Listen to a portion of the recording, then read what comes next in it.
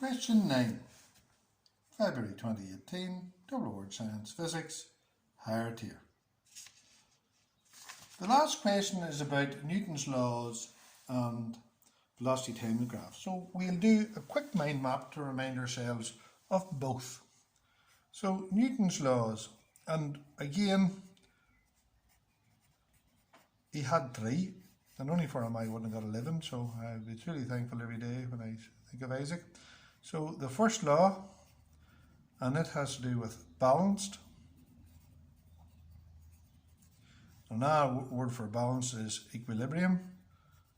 Terribly awfully you'd use the word equilibrium. And it should have 2 motions that we are thinking of. Stopped. Most people get the stopped one. And then the second one is the constant velocity one. Right? That's the important one. Stopped. Constant velocity as well as. That's the first law.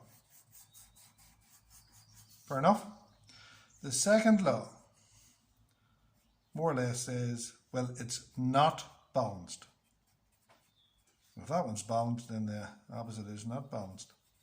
And that's the resultant force equals mass by acceleration.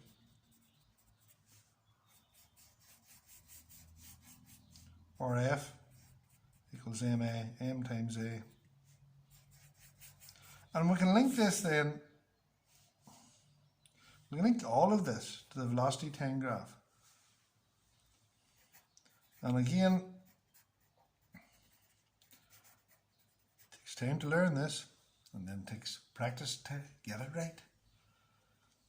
3 things for the velocity time graph. 1, velocity at time. Read it off a graph, and I told you when we're doing this paper, if you're going to read off a graph, you use a ruler. But sometimes it falls on deaf ears. Acceleration is slope. That's the same as that acceleration. See that? They're the same thing. And then with a positive slope, that's called acceleration. And then with a negative slope, and that's called deceleration. And then we work out the slope from rise over run. And the last thing we need to do in the velocity time graph, remember 3 things. And don't forget, how to know it's a velocity time graph, because it told me velocity time. See that? Look, velocity time graph. Blatantly obvious when you're told. Area enclosed is displacement.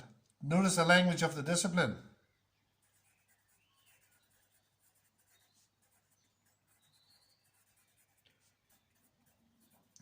One last thing so we can get this question. See this acceleration. A equals V minus U over T. And again, we're back to the language. Rate. What did I tell you rate meant? Divide by time. Rate of change of velocity. Velocity at the end, take away the velocity at the start, divided by rate, divided by time. Yes. And you should be able to rearrange that formula. And that's the same as that. Now see the link up there? That's the same acceleration as that. And that's the same as the slope in the graph. They're all the same thing. Fair enough? If you have no slope, you have no acceleration. For example, if you have no slope, no acceleration. Positive acceleration, negative deceleration. Yes? Are you with me? Now we have enough done to have a look at this question.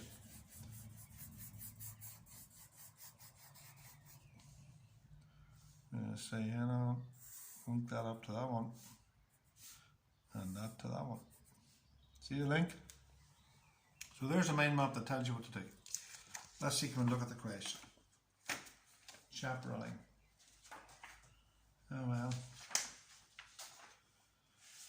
A sprinting athlete reaches a maximum velocity of 9 meters per second. The average velocity of the athlete is 6 meters per second during the sprint.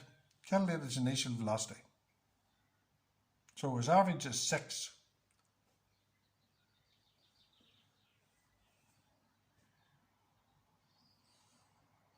the problem with this question is we know that the initial velocity u plus v divided by 2 is equal to his average, which is average. Right? So we don't know his initial. We know his final, 9, 2, and we know it's 6.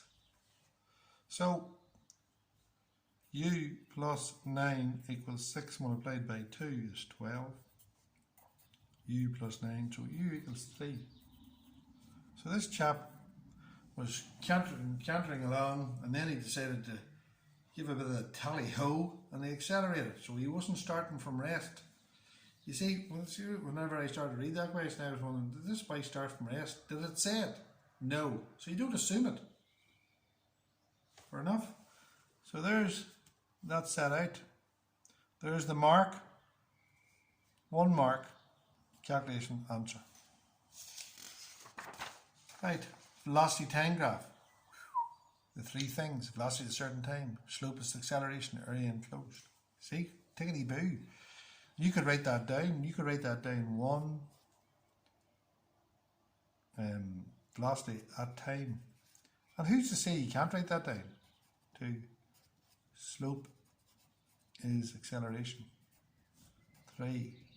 Displacement is area enclosed. There you are. Now I can do the questions. Here's a velocity. And remember that a graph tells you a story. It mightn't be a very exciting story, but then physics is not renowned for being exciting. So this one starts from rest, and for 5 seconds it gets up to 6. This one here was always at 6 meters per second, so that's a constant speed. You know, look, it passed you at 6. At 1 second it was doing 6. At 2 seconds it was doing 6. At 3 seconds, yeah. This one passed you at 4 and then accelerated away. And these are velocity time graphs, because it says, look, velocity time. Which graph shows constant, non-zero acceleration? Right, look. Let's have a graph like that there. See that one there? That's accelerating. And that's accelerating. So the answer is A and C. A and C. Which graph shows a constant velocity? B. Doesn't change. In which graphs are the forces being balanced? Now, go back to the mind map. Remember I told you? Balanced. Constant velocity or stepped. See? Newton's first law. Better put in the second law there. So, in which of the graphs are balanced? B. Assuming each object has the same mass, which graph shows the object moving the greatest kinetic energy at 5 seconds? Well, the greatest kinetic energy, half mv squared. Which one's got the greatest velocity at 5 seconds? Well, be careful. I didn't tell you to use a ruler and then not do it myself. 6. So at 5 seconds, it's got the same velocity, it's got the same velocity, and at 5 seconds, it's at 8. So the kinetic energy is a half mv squared. Since they all have the same mass, the velocity squared, well, 8 squared is bigger than 6 squared. So the answer is C. What far the day. Last part of the question. Each body in the 3 graphs has a mass of 3 kilograms. Find the resultant force acting on the object in graph C. Now, this is where you have to be careful. I want to find the acceleration of this. I want to find the slope. And remember, slope is a rise over run. A rise over run. So that's 2. 2 units. No, it's not. It's 4. That's 4 units. See that? Look. See? What did I tell you? Be wary of the units. And that's 5 units. That's 4 units. So the acceleration is a rise over run, which is 4 over 5, no more affectionately, is 0.8 meters per second squared. Then go to the second one. Resultant force equals mass by acceleration. Don't know what the resultant force is. What's the mass? 3 by 0.8. 2.4 newtons. Fair enough.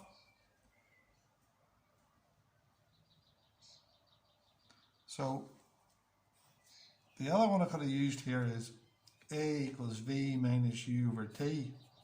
What's the final velocity? Let's have a look at that for a minute. Final velocity is 8. 8. Take away initial velocity. 4. Over the time taken. 5. Which is 4 over 5, which gives you the same value. It's fair enough, because the gradient and the acceleration is the same thing. So 2.4 newtons. So that was a lovely question, believe it or not. There was a lot of nice stuff in that. This is absolutely stunning. But there's the mind map for that. That's the mind map. You should sit down and take time to learn that mind map and then to practice the question. That might mean that you print off this question next week and do it again. Nobody said studying was easy. Studying is practice. Practice is not easy. Practice can be numbingly boring at times. So shortly, I'll get you a paper done. Toodle bit.